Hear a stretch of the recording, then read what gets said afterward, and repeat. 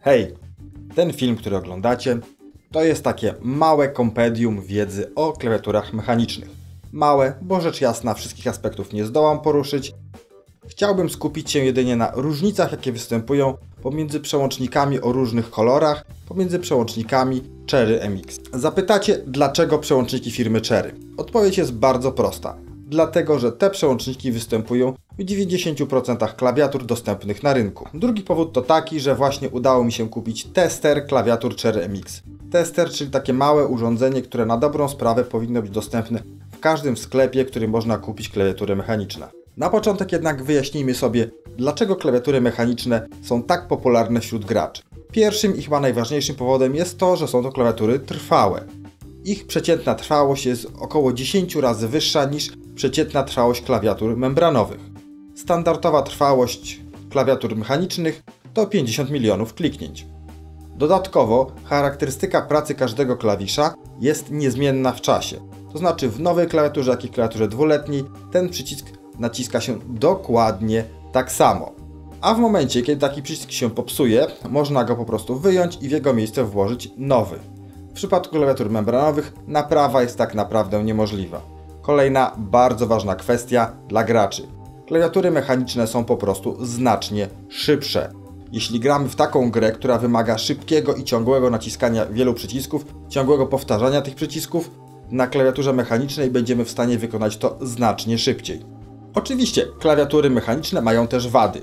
Ich w zasadzie podstawową i najważniejszą wadą jest to, że są po prostu drogie. Czas przejść do konkretów.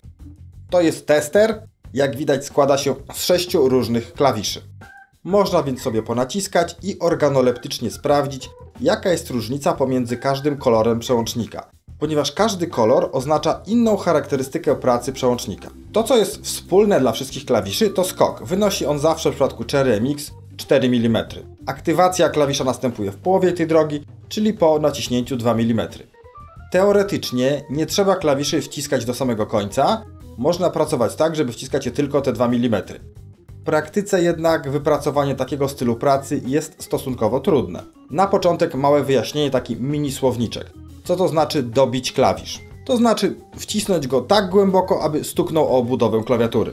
Ponieważ zasadniczo na klawiaturze mechanicznej pracuje się tak, że się dobija zawsze klawisze do końca, stąd też powszechne takie mniemanie i też fakt, że klawiatury mechaniczne są głośne. To właśnie ten dźwięk uderzonego klawisza powoduje charakterystyczny stuk, jaki słyszymy przy pracy z klawiaturą mechaniczną. W dalszej części tego filmu zamiast pojęcia siły będę używał pojęcia masy. Ponieważ siła jest łatwo przeliczalna na masę, a tak naprawdę jest nam łatwiej się posługiwać pojęciem masy, ponieważ nie każdy może wiedzieć, co to jest 1 albo 2 newtony, a każdy będzie wiedział, co to jest 50 gramów. Tutaj taka mała uwaga. Dane odnośnie masy, jaka jest niezbędna do wciskania klawisza, są danymi teoretycznymi i one zazwyczaj mają dokładne potwierdzenie w praktyce. Natomiast to, co będzie widać na skali miernika, jest to wartość bardzo zbliżona, ale być może niedokładnie taka, jaką będziecie słyszeli w filmie, ponieważ po pierwsze ten wskaźnik ma stosunkowo dużą skalę. On nie dysponuje wskaźnikiem o mniejszym zakresie, który by łapał masy od 50 do 80 gramów, a taka jest potrzebna. Mój drugi wskaźnik kończy się na 60. Dlatego chciałem użyć jednego wskaźnika do wszystkich przycisków. Stąd też ta skala jest mała i te różnice są słabo widoczne. Jednakże będzie widać wyraźną różnicę, że na jednych przyciskach ta wskazówka jest 2 działki niżej, a na drugich jest właśnie te 2 działki wyżej. I że te niektóre przyciski są proporcjonalnie twardsze od innych. Także proszę tutaj nie mówić, że o, tu Ci pokazało pół grama mniej, a tu 2 gramy więcej, bo to akurat nie o to tutaj chodzi. Przełączniki czerwone.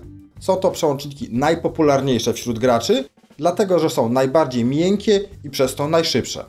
Są to przełączniki o charakterystyce liniowej. To znaczy, że siła, jaka jest potrzebna do wciśnięcia klawisza, rośnie liniowo wraz ze skokiem klawisza. W przypadku przełączników czerwonych do końcowego wciśnięcia przycisku potrzeba masy 45 gramów. Sam przycisk wciska się bardzo gładko i nie ma tu żadnego znaku, sygnału, że przekroczyliśmy punkt aktywacji. Jedynym sygnałem jest dobicie klawisza, kiedy po prostu klawisz uderza o obudowę. Odmianą przełączników czerwonych są przełączniki czarne.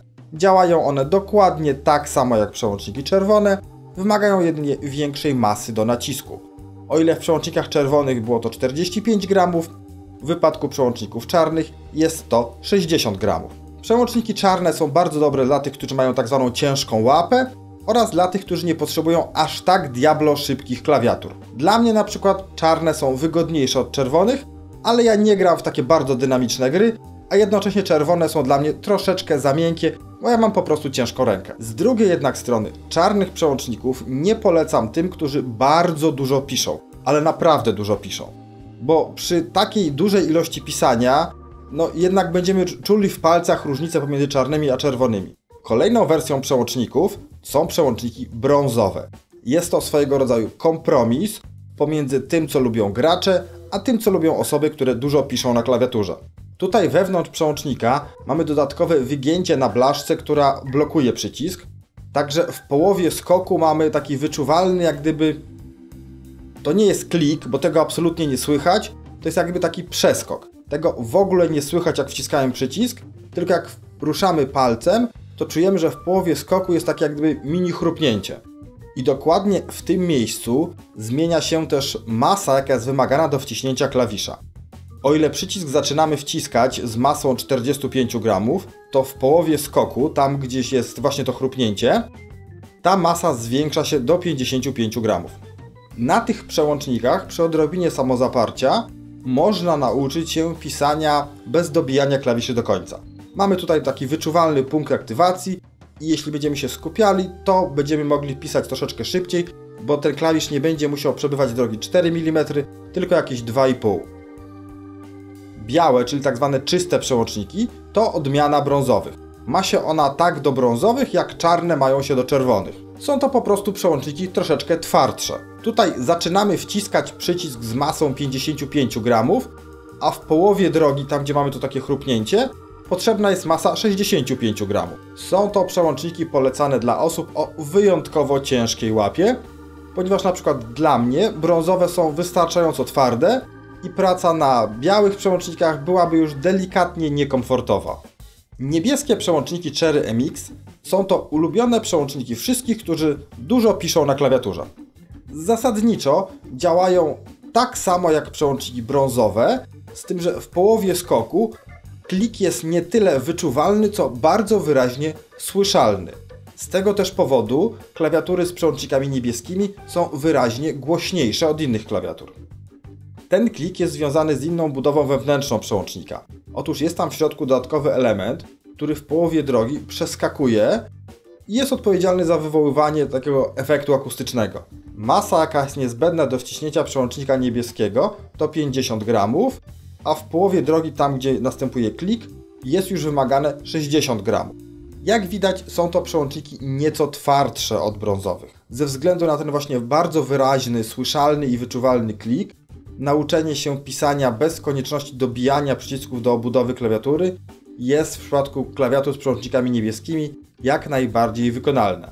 Przełączniki zielone to oczywiście twardsza wersja przełączników niebieskich. Masa niezbędna do naciśnięcia takiego przełącznika to 70 gramów, w połowie drogi, tam gdzie następuje klik, masa ta zwiększa się do 80 gramów. Jak widać, są to naprawdę twarde przełączniki. W porównaniu z przełącznikami zielonymi, przełączniki czerwone wciskają się praktycznie same. Jeśli chodzi o przełączniki białe, czyli czyste, i zielone, są one bardzo ciężko dostępne w Polsce. W zasadzie są to produkty dostępne tylko i wyłącznie na konkretne zamówienie. A niektóre firmy wręcz nie produkują klawiatur z przełącznikami ani zielonymi, ani czystymi. Klawiatury z przełącznikami w pozostałych kolorach są dostępne dużo prościej.